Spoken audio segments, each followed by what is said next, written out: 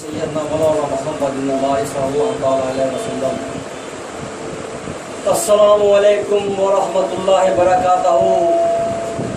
ہم خیر مقدم کرتے ہیں اپنے مدرسہ مومن مومنات کے اندر سبھی انس اور جنس کا، خصوصاً وہ حکومتیں جو عراق سے آئی ہوئی ہیں۔ اعوذ باللہ من الشیطان الرجیم، بسم اللہ الرحمن الرحیم۔ شروع کرتا ہوں اس خداوند قدوس کا نام لے کر جو مالک ہے زندہ اور مردوں کا، زمین اور آسمان اور تمام پہاڑوں کا۔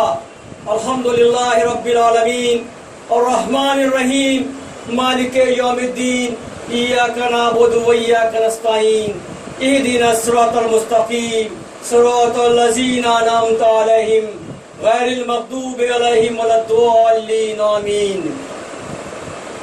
جیسے کہ آپ جانتے ہیں گزشتہ پچھلے 3 دنوں سے ہم ایک موضوع پر بات کر رہے ہیں، اپنی باتیں رکھ رہے ہیں۔ موضوع کا نام ہے اللہ اور اس کی حمد و ثنا، یعنی اللہ اور اس کی تعریف اور اس کا شکر۔ کیا اس کائنات میں کوئی ایسا بھی شخص ہے یا کوئی ایسی نعمت ہے جو خدا سے بڑی ہو اور اس کی ہم تعریف کریں؟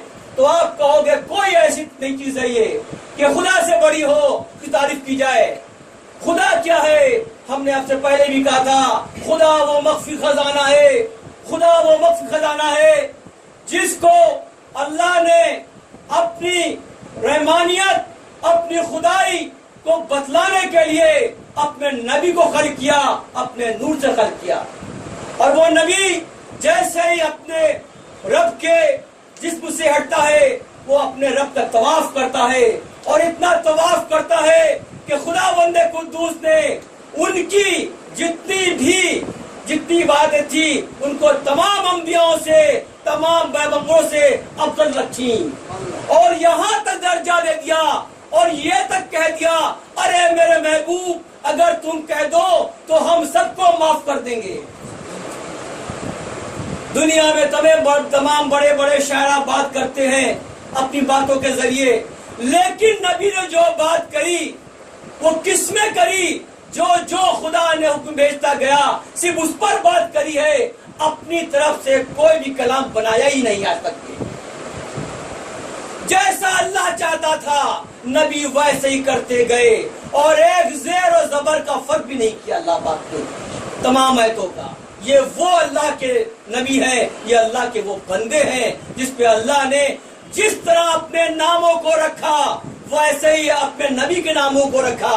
یہ بات ہم آپ سے برابر کہہ رہے ہیں کہ اللہ نے قرآن پاک کے اندر اگر 99 نام رکھے اپنے تو 99 نام اپنے محبوب کے رکھ دیے۔ پچھلے 2 دن میں ہم نے 20 نام بتائے، آج ہم اس سے آگے بڑھتے ہیں۔ اللہ نے اپنے کہا مجلو تو نبی کا یا احمدو، اپنے کہا کہ مکیت ہو تو نبی کا یا حمیدن، خدا نے اپنے کہا مجیدو تو اللہ نے کہا محمودن، مجیدو محمودن، کبھیوں کہا اپنے کو تو کہا رشیدن۔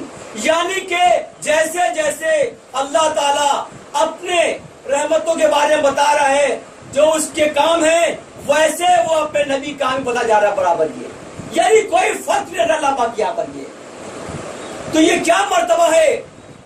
آگے بڑھتے ہیں۔ اللہ نے کہا یا متینو تو کہا یہاں پر یا بشیرو، یا کہا یا ولیو تو کہا یا نذیرون، یعنی ہر نام برابر آ رہے ہیں یہاں پر۔ یہ کیا کیے؟ کوئی بھی فرق نہیں آ رہے گا صفاتوں کے اندر۔ اللہ نے کہا یا مومیتو تو کہا یا صادقن، کہا یا حیو تو یا کہا مصدقن، کہا یا قیومو، کہا یا حارمچن۔ یعنی کہ جتنے نام صفات اللہ بیان فرما رہا ہے وہ اپنے محبوب سے، اپنے نبی سے، اپنے رسول سے اتنی محبت کر رہا ہے، اتنے کا لقب اپنے نبی کو فرما رہا ہے گیا۔ تو اس کے مطلب یہ ہوا کہ ہمارے نبی نے اللہ کی عبادت کری اور بھٹکے نہیں اور بہکے نہیں۔ یہ خدا اپنے آیتوں برابر کہہ رہا ہے، اور خدا اللہ کے نبی فرما رہے ہیں کہ اگر تعریف کے لائق ہے تو وہ رب العزت ہے۔ تو قرآن پاک میں 114 سوروں کے اندر اللہ پاک نے ایک سورہ یونس لکھی، سورہ یونس کی آیت نمبر 10 کو دیکھو کہ فرما رہے اللہ پاک کہ جو جنتی ہیں وہ اللہ کی تسبیح کرتے ہیں، تو تسبیح اللہ کے تمام ناموں سے ایک نام ہے. اور تسبیح کیا ہے کہ اللہ نے جن لوگوں کو جنت دی، جیسے ان کے ساتھ نعمتیں آتے ہیں تو نعمتوں کو دیکھ کر کہتے ہیں سبحان اللہ، اور جب اس کو حاصل کر لیتے ہیں تو کہتے ہیں الحمدللہ رب العالمین. یعنی کہ ہر بات میں، ہر الفاظ میں اللہ کی تعریف چھپی ہے. واقعی اسی کی حمد ہے اور اسی کا شکر ہے. اگر انسان نے اللہ کا شکر کرنا بھول جائے تو یقین جانا وہ گمراہ ہو گیا، وہ کافر ہو گیا. اور آگے بڑھتے ہیں، سورہ ابراہیم کو دیکھیے، آیت نمبر 39 دیکھیے کہ ابراہیم علیہ السلام فرما رہے ہیں اے اللہ تیرا لاکھ لاکھ شکر ہے کہ تو نے مجھے اس بڑی عمر اسماعیل و اسحاق عطا کیے. اے پروردگار تیرا لاکھ لاکھ شکر ہے. تو بڑی عمر کیا تھی ابراہیم کی؟ تو معلوم یہ پڑا کہ حضرت ابراہیم علیہ السلام جب پہلے بار باپ بنے ہیں تو آپ کی عمر 99 سال تھی. پھر اسحاق کی بات آتی ہے. یہ اللہ کے معجزات ہیں کہ نہیں؟ آج اگر کسی سے بولو مذاق کر رہا بولیں گے، اتنی عمر میں باپ بن جائیں گے. جب آپ کی عمر 112 پہنچ گئی تو جناب اسحاق پیدا ہوتے ہیں.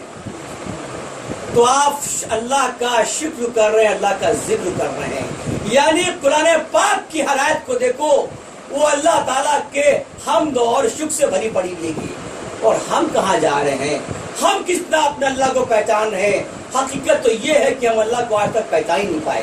اگر ہم اللہ کو پہچان جائیں تو یقین جانا اگر کوئی برے کام کا عمل میں ذرا سا خیال پر بھی آ جائے تو یا تو ہم بے ہوش ہو جائیں گے یا ہم مر جائیں گے.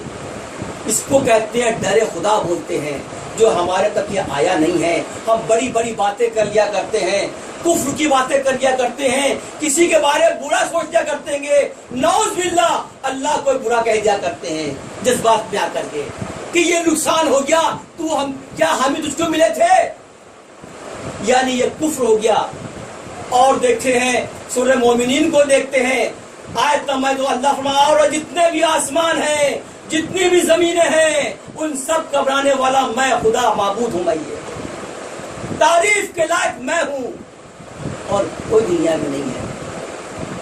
لیکن کیا ہم اپنے کو سوچیں، کیا ہم خدا جتنا ہم سے امید کر رہا ہے کیا اتنا ہم کر پا رہے ہیں؟ یقین جانا خدا نے جتنی امید کرتی ہے اس کا ہم 1% کام نہیں کر پا رہے ہیں. آج بھی ہم بہک جاتے ہیں، ہم پھسل جاتے ہیں اور نام دیتے ہیں شیطان کا. شیطان ہم کو ورغلا دیا، سیدھا الزام شیطان صاحب پر پہنچ گیا ہے. اپنے اعمال نہیں دیکھے، اپنے عقائد نہیں دیکھے، موقع ملا شیطان نے کہا اس لیے میں نے کام کر دیا، اللہ مجھے معاف فرما دے. اور اس کو دیکھو جیسے بندے نے کہا مجھے معاف کر دو، وہ اتنا رحمان معاف کر دیتا ہے. بچہ وہ معاف کر دیتا ہے. اگر ایک ماں ہماری روٹ جائے یا بیوی روٹ جائے یا بہن روٹ جائے تو اس کو ماننے کے لیے ہم تو رکھتے گے ارے مان جاؤ بھائی معاف کر دو، پھر بھی نہیں مانتی ہے وہ. اور یہاں رب کے لیے 2 رکعت تمانت کر لی اور معافی مانگنے میں معاف کر دی جاؤ. یعنی ایک پلوں کا کام ہے اس کا. یہ وہ اتنا بڑا رحمان الرحیم ہے. بے شک یہ اس کی تمام صفات ہے. ابھی ہمارے مفتی صاحب ایک سور پڑھے تھے، سور کا نام تھا سورہ طہا. اس پہ نظر کرتے ہیں کہ سور کیا کہہ رہی ہے. اللہ فرما رہا ہے کہ یہ کتاب یعنی قرآن پاک ہم نے نازل کری ہے اس اور بالکل پاک ہے. اور ہم وہ ہیں جس نے بڑے بڑے آسمان بنائے، بلند پہاڑ بنائے، اور میں ہی تمہارا خدا تمہارا معبود ہوں. تم میری عبادت کرو، تم میری عبادت کرو. تم جو کس کے آواز دیتے ہو ہم اس کو بھی جانتے ہیں. اس کے علاوہ تمہارے اندر جتنے بھید چھپے ہوئے ہیں ہم اس کو بھی جانتے ہیں. اور زمین اور آسمان کے بیچ جتنے بھی راز ہیں اس کو میں جانتا ہوں. میں تمہارا خدا ہوں، تم میری اطاعت کرو. اس مٹی کے نیچے، اس تہہ کے نیچے جتنے بڑے راز ہیں اس کو میں جانتا ہوں. میں تمہارے ہر پل کی خبر رکھتا ہوں. میں تمہارا خدا ہوں. یعنی کہ اللہ رب العزت اتنا سب کچھ بتا رہا ہے اور ہم کو سمجھا رہا ہے. ہمارے نبی دنیا میں آئے اور آج پردے میں چلے گئے, پوری عمر نکال دی یہی سمجھانے کے لیے کہ عبادت کے لائق اگر کوئی ہے تو وہ رب العزت رب العالمین ہے اور وہ سب کا خدا ہے. یہ بڑے بڑے چاند, یہ بڑے بڑے سورج, اگر ان پر غور کرو سب میں قدرت ہے کہ نہیں ہے. اگر ایک سورج کی بات کر لو جو ہم کو چمکتا ہے یہاں پر روشن, اگر اس کی بات کرو خدا کہہ رہا ہے ارے یہ تو چھوٹا ہے, اس سے بڑے کئی اس سے بڑے سورج بھی ہے میرے پاس میں, تم تو اس کو سمجھ رہے ہو. اگر اس کو ہی سمجھ لو جس کو آپ سوچتے ہیں کوئی کہتا ہے یہ میں نے میرے دیوتا نے بنا دیا, یہ میرے خدا نے بنا دیا, ارے ان کی بات تو سنو. جس زمین پر رہتے ہو جس کو ارتھ کہتے ہو, یہ جیسی 109 تھے اس سوچ سما جائیں گی, پھر بھی جگہ خالی پڑنے والی ہے. کیا تم ایسا سوچ بنا سکتے ہو؟ یہ تاروں کی بات کرو جو چمٹماتے ہیں, ان سب میں اللہ خدائی چھپی ہوئی ہے. اگر دیکھو تمہارا ایمان لے گا, اس ایمان والے کا سبحان اللہ کیا چمک اس کے اندر ہے. یعنی تم اس کائنات کی جن جن نعمتوں کو دیکھو گے, یقین جاننا اگر ہم نے تاروں کو دیکھا تو کروڑوں اربوں تاروں ہیں اور ہم نے شکر تو صرف ایک ہی بار شکر الحمدللہ ماشاء اللہ, باقی تو رہ گئے. یعنی کوئی بھی انسان کوئی بھی شخصیت خدا کی تمام نعمتوں کا شکر ادا نہیں کر سکتی.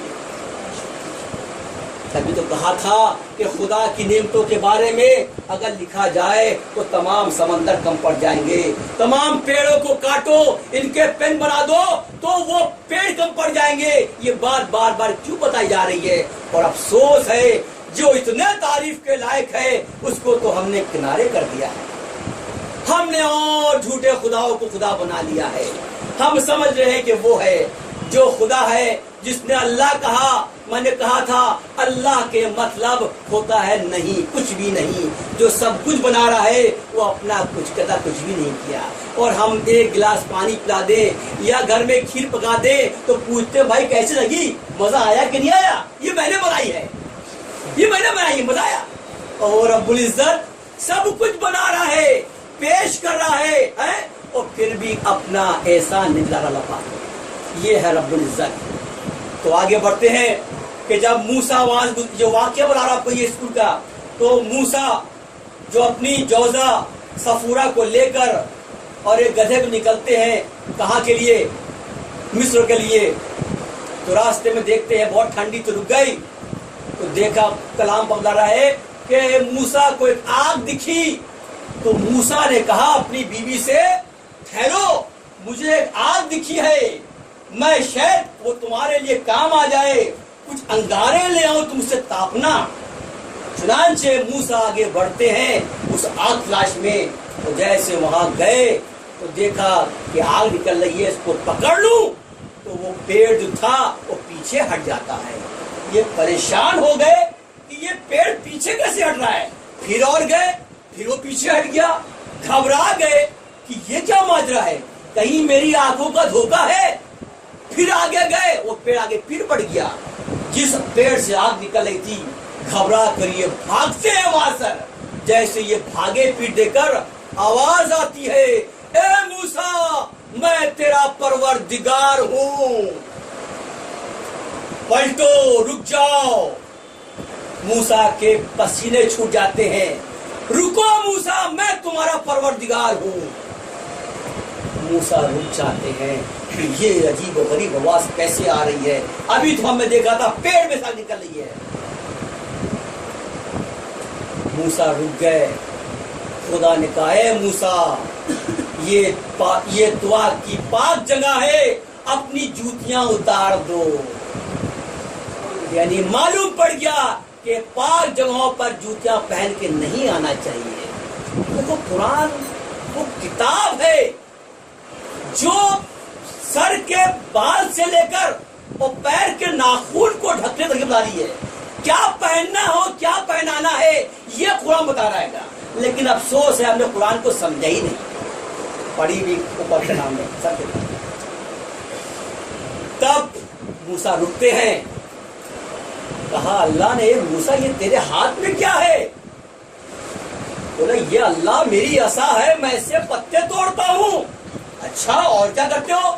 اسی میں سے لگتی ہے بھوک، میں میوے کھاتا ہوں۔ اچھا یہ کلامات ہو رہے اللہ اور موسیٰ میں، تو اللہ فرماتا ہے موسیٰ اس کو پھینک دے۔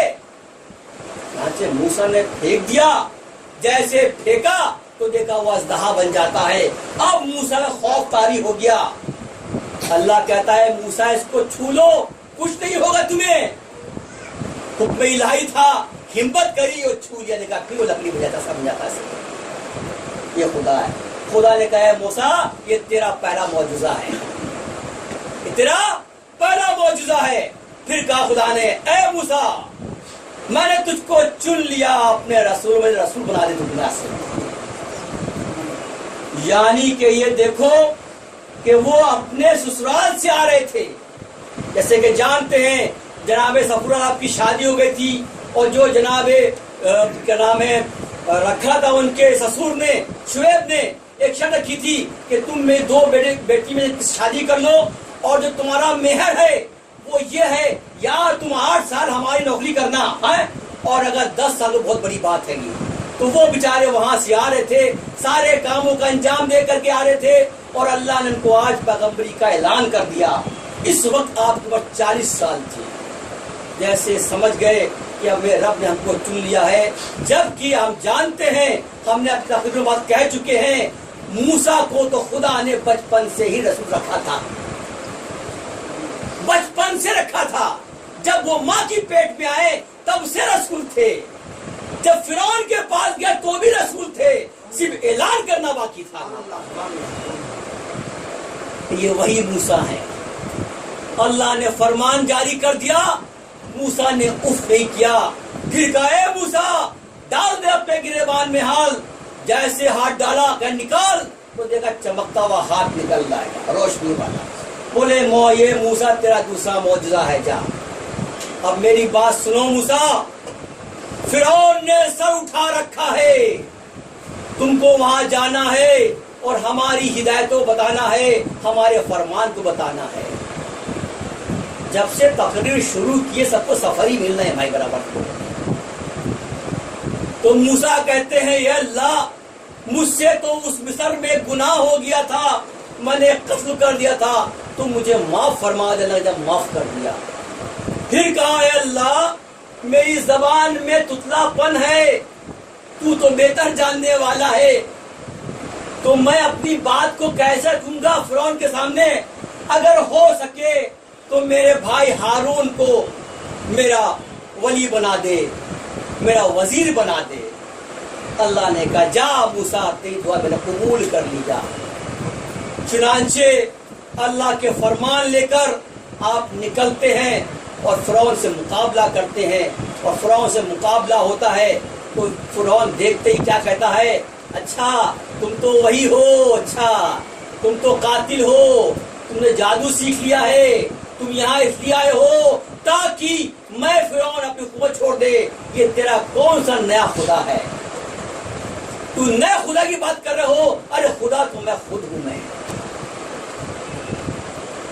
موسیٰ اپنے عصا دکھاتے ہیں، سمجھاتے ہیں بیچارے، تو بات تو کر پاتے تھے نہیں، زبان میں تو تھی، بچپنے میں ہی زبان جل گئی تھی، جس سے تتلا پن آ چکا تھا۔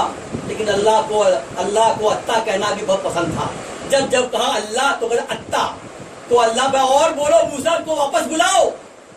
یعنی اللہ اگر کسی کو پسند کرنا چاہے تو وہ زبان کی وہاں پر قیمت ہی نہیں ہے، کوئی الفاظ ہی نہیں ہے۔ یہ اللہ کو رحم و کرم ہے کہ نہیں ہے، یہ اللہ کے معجزات ہے کہ نہیں ہے۔ اور واقعی جو طاقت قوت اللہ نے توفیق تھی آپ کو، آپ جاتے ہیں اور فرعون سے مقابلہ کرتے ہیں، اور فرعون سے ڈٹ کے مقابلہ کرتے ہیں۔ سب جانتے ہیں کہ جیسے ہی تمام جادوگروں کو بلا لیا فرعون نے، ایک طرف موسیٰ کھڑے ہیں اور ایک طرف تمام جادوگر کھڑے ہوئے ہیں، سارے جادوگر اپنے رسے پھینکے، سب سانپ بن گئے، بڑے بڑے اژدہا بن گئے۔ پھر موسیٰ نے اپنا سانپ پھینک دیا، وہ اتنا بڑا سانپ بن گیا کہ سارے سانپ کو کھا لیا اس نے۔ یہ سب ایمان لیا ہے اور کہتے ہیں میں ایمان لایا موسیٰ خدا پر۔ تو فرعون کہتا اچھا لگتا ہے یہ تم سب کی آپس کی ملی بھگت تھی ہے، تم کو تو ابھی ہم نے حکم نہیں تھا، کیونکہ فرعون نے تمام جادوگر سے کہا تھا جس نے بھی موسیٰ کو ہرا دیا ہم اس کو اتنا مال دیں گے، اس کو مالا مال کر دیں گے۔ لیکن ایمان آنے والی بات ہو تو پلوں کا کھیل ہے۔ خدا بندے قدوس نے ان جادوگروں نے محبت پہ موسیٰ پیدا کر دی، وہ سب ایمان لیا ہے، اور اس کا ایمان کا حال یہ ہوا کہ فرعون نے کہا تمہاری سزا یہ ہے کہ ہم تمہارا داہنا ہاتھ کاٹیں گے اور بایاں پیر کاٹ دیں گے۔ انہیں کہا مجھے منظور ہے، مجھے خدا مل گیا مجھے آج موسیٰ سے۔ تو جس کو خدا مل جائے اس کے کیا کہنے، سبحان اللہ، اور جس سے خدا چھوٹ جائے اس پر لعنت ہے۔ تو ایک تو بات تو خدا کو پانے کی ہو رہی ہے، اور ہمیں خدا مل گیا ہے، آسانی سے مل گیا، باپ مسلمان ماں مسلمان، لیکن ہمارے عقائد کیسے ہیں، ان کافروں سے بدتر ہے کہ نہیں ہے۔ کچھ بات ٹھیک کہہ دیا، اس نے کہہ دیا اس نے کر دیا، اپنے اعمال میں لکھے میں نہیں ہے۔ تو جناب موسیٰ کی بات کر رہا تھا میں، پھر ایک وقت ایسا بھی آتا ہے کہ فرعون آپ کو بہت پریشان کر دیتا ہے، تو اللہ سے مت مانگتے ہیں، تو اللہ کی وحی آتی ہے، اے موسیٰ آج رات کے اندھیرے میں تم نکل جانا، سب کو اکٹھا کر لو، تم فکر مت کرنا۔ چنانچہ آپ اپنے لوگ بنی اسرائیل کو بولتے ہیں تم لوگ گھبراؤ مت، اللہ کی وحی آ چکی ہے، آج ہمیں شہر چھوڑنا پڑے گا۔ چنانچہ اللہ نے وہاں کیا کیا، تمام فرعونی تھے، سب دشمن تھے، اس دن جتنے بھی قبطی تھے، قبطی ان کو کہتے ہیں جو فرعون کے ماننے والے تھے، یہ تو ان کے ہر گھر کے اندر ایک جوان اولاد کی موت ہو گئی، تو وہ سب اپنے اولادوں کی موت کر میں پریشان ہو گئے، روگ آ رہے تھے، اور اس بیچ فرمان الہی آ گیا، اب موسیٰ تم یہاں سے نکل جاؤ۔ تو رات کے اندھیرے میں موسیٰ نکل جاتے ہیں، دریائے نیل پہ پہنچتے ہیں، تو کہتے ہیں خدا رب العزت یہ ندی کیسے پار ہوگی، یہاں تو ہم پھنس گئے، یہ کیا ہو گیا، اور فرعون کی فوج پیچھے آ رہی ہے۔ سارے اسرائیلی کہتے ہیں بنداری کہ موسیٰ تمہاری وجہ سے ہم آج پھنس گئے، اچھے خاصے وہاں تھے، ٹھیک ہے وہ ظالم تھا، کچھ بھی تھا، ہم وہاں اپنی جان تو بچائے ہوئے تھے۔ موسیٰ پریشان ہوتے ہیں، اللہ سے مت مانگتے ہیں، اللہ کی وحی آتی ہے، اے موسیٰ مار دے عصا اس نیل پر یہ۔ چنانچہ جیسے عصا مارتے ہیں تو ایک پہاڑ کھڑا ہو جاتا ہے، دونوں ندیاں کے بیچ پہاڑ کھڑا ہو گیا، ایک راستہ مل جاتا ہے، اور نکل جاؤ اس راستے کے اندر سے۔ چنانچہ موسیٰ آگے آگے اور پوری فوج موسیٰ کے پیچھے پیچھے، جیسے دیکھا سب پار ہو گئے ہیں، موسیٰ اکیلے کھڑے ہوئے ہیں، تو دیکھا فرعون کی فوج چلی آ رہی ہے، اب بھی گھبرائے کہ اسی راستے تو یہ بھی آ جائے گی، گھبرا گئے، وہی آئے موسیٰ گھبراؤ مت، ان کو بھی آنے دو ان کو بھی۔ اور چنانچہ یہ وہی ہوا کہ جیسے ساری فوج فرعون کی دریائے نیل کے بیچ میں آ گئی، اور دیکھا ایک بھی بچنے والا نہیں ہے، گھوڑا ووڑا، کہے موسیٰ مار دے عصا، جیسے عصا مارا وہ پہاڑ ٹوٹ کر ندی پھر بن جاتی ہے، پوری فوج غرق ہو جاتی ہے۔ یہ ہے خدا۔ تو جس نے خدا کو چاہا، جس نے خدا سے مدد مانگی، وہ کامیاب ہو گیا، چاہے وہ موسیٰ ہو، چاہے وہ عیسیٰ ہو، چاہے وہ ابراہیم ہو۔ تو مقصد کہنے کا یہ ہے جو اپنے رب کی رب العزت کی حمد و ثنا کرے گا، شکر کرے گا، تعریف کرے گا، اللہ اس کے لیے ہمیشہ ہمیشہ رہنے والا ہے۔ سب فنا ہے، ذات الہی فنا کہیں سے ہوتی ہے۔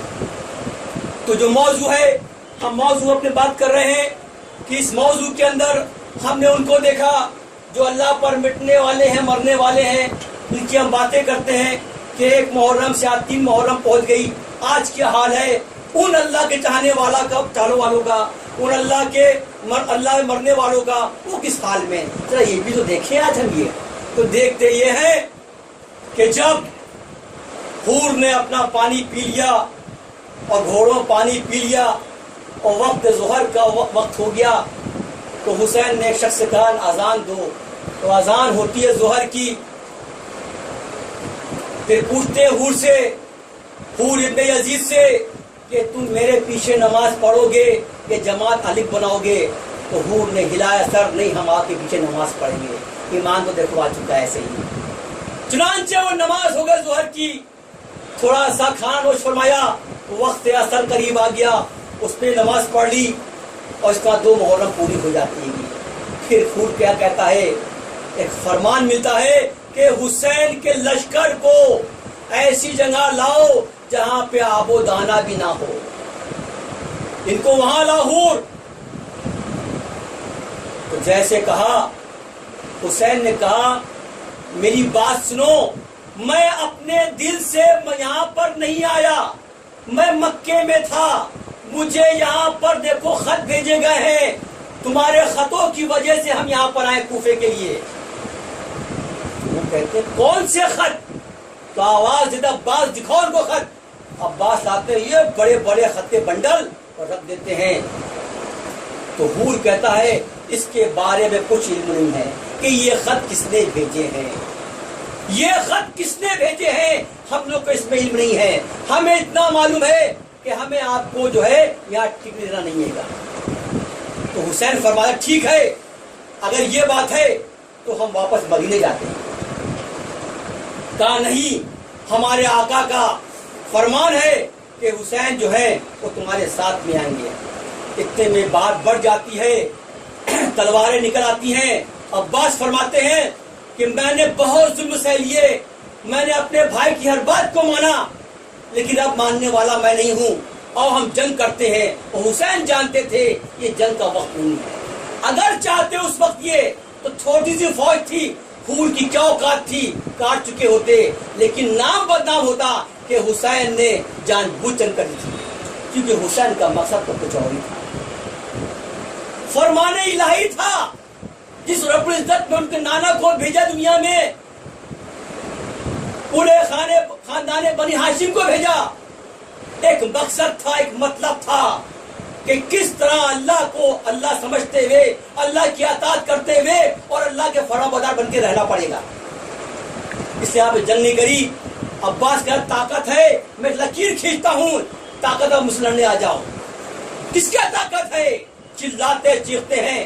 حسین سمجھا رہے دیکھو عباس یہ وقت نہیں ہے، کہتے میں نے بہت سمجھ لیا، میں نے وہ وقت بھی دیکھا جب میرا بھائی حسن کے تیر مارے جا رہے تھے، میں نے آپ کی بات مان لی، اب آپ کی بات مانا میں نہیں ہوں۔ میں آواز دیتے ہیں زینب آ جاؤ۔ جیسے زینب کی بات ہوتی ہے تلوار کو رکھ لیتے ہیں۔ یہ وہ بنی ہاشم ہیں کہ کیسے ان کی بہن بنا پردے یہاں پر آ جائیں گی، لیکن ہم کہتے ہیں زینب پردے میں رہتی، لیکن اس کو کہتے ہیں تعظیم بولتے ہیں کہ عورت کی تعظیم اس طرح ہوتی ہے، صرف نام سنا کہ بے پردگی ہو جائے گی تو مان جاتے ہیں۔ یہ اسلام اس کو کہتے ہیں، یہ اسلام ہر وقت اسلام زندہ ہے۔ تم اسلام کی ہر وقت بات ہوتی ہے، تم سمجھ ہی نہیں پا رہے ہو، تمہاری مرضی ہے۔ چنانچہ آپ مان جاتے ہیں۔ وہ حسین کہتے ہیں ٹھیک ہے، نہ تو ہم مدینے جائیں گے اور نہ ہی ہم کوفہ جائیں گے، جو سمت ہمارے دمشق ہم وہاں جائیں گے۔ چنانچہ آپ نکلتے آ رہے، حور چلاتا جا رہا ہے اور ان کا گھوڑا دلدل جو ہے زلزلہ آگے بڑھ رہا ہے۔ یہ اپنی کہہ رہے ہیں اور حسین اپنے مصروف ہیں۔ اچانک ریگستان، اس ریگستان کے اندر وہ گھوڑا جو ہے رک جاتا ہے۔ جب گھوڑا رک گیا تو حسین کو مار کی ایڑ لگا رہے ہیں آگے بڑھنے کے لیے۔ آپ کو لگتا ہے گھوڑا کچھ پریشان ہے، ایک گھوڑا ہٹایا، دوسرا گھوڑا لے لیا، اس پر بیٹھ گئے، وہ بھی آگے نہیں بڑھا، تیسرا گھوڑا لیا، آگے نہیں بڑھا ہے۔ بڑے پریشان ہو گئے، کون جگہ پر آ گئے ہیں؟ تو دیکھا راہگیر تھے، چاہے اسے پوچھا بھائی جگہ کون سی ہے، ہم کہاں پہنچ گئے؟ بولے اس کو نینوا کہتے ہیں۔ کیا کہتے ہیں؟ نینوا کہتے ہیں۔ اور کیا کہتے ہیں؟ سنا ہے اس کو کربلا بھی کہتے ہیں۔ جیسے کربلا کا نام سنا آپ خاموش ہو گئے، سمجھ گئے یہی تو وہ جگہ ہے جو ہمارے نانا نے ہم سے بتائی تھی۔ کہتے ہیں عباس تم یہ جو نہر فرات کا پانی بھی یہاں پر آ رہا ہے، سب سے اچھی جگہ ہے، یہیں اپنے تمبو وغیرہ گاڑ دو، یہیں ہم لوگ آرام فرمائیں گے۔ چنانچہ جیسے کہا خیمے زن ہو لگے، حسین بیٹھ جاتے ہیں، کچھ سوچتے ہیں، پھر اپنے پوٹلی نکالتے ہیں، پوٹلی کو کھولتے ہیں، دیکھا اس میں مٹی تھی، उस मट्टी को निकाल के उस मट्टी में मिलाते हैं, खुशबू सूंघते हैं, कहते हैं हाँ ये वही मट्टी है जो जिब्राइल अमीन ने भेजी में नाना को। बात पूरी हो गई। फिर भी देखो ईमान वालों का, बुलाते हैं ये जमीन है किसकी?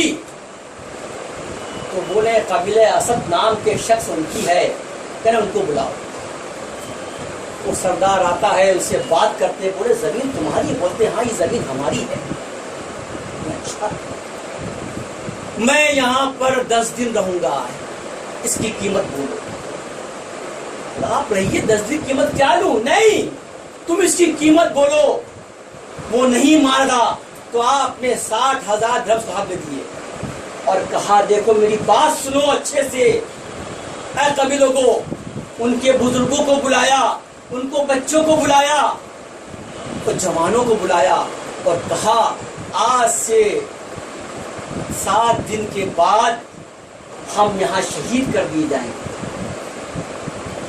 हमारी लाशों पर कफन नहीं होगा, तो कम से कम तुम हमारी लाशों को दफन तो कर देना।